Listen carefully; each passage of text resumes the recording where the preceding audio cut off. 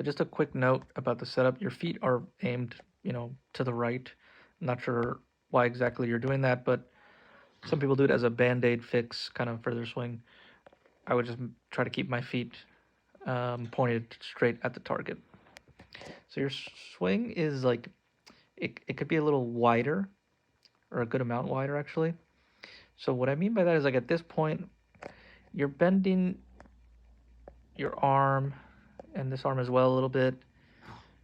And the vast majority of professionals at this point in the swing, because imagine a triangle between your two arms and your shoulders.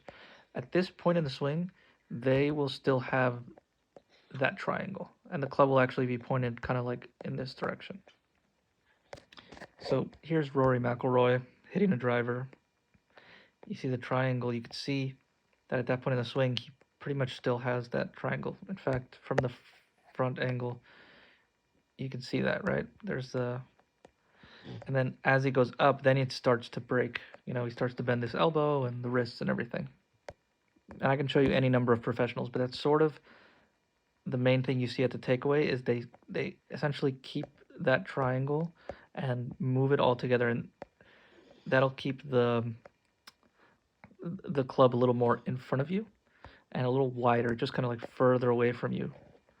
Because then you get to the top here and you start to bend this arm as well, which, let me go back. Okay, here's Rory McIlroy again. You'll see at the top of his swing, look at that arm. It's pretty straight, right?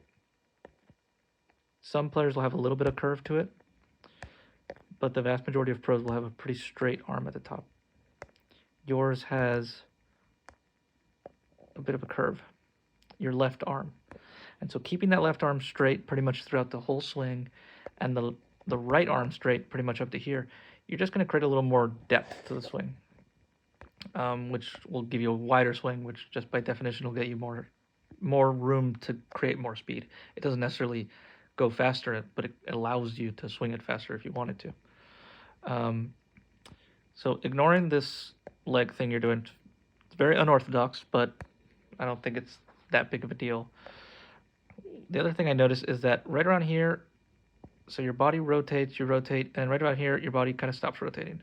And so this whole time, this looks kind of silly, but you see your body's not rotating anymore. It's just your arms.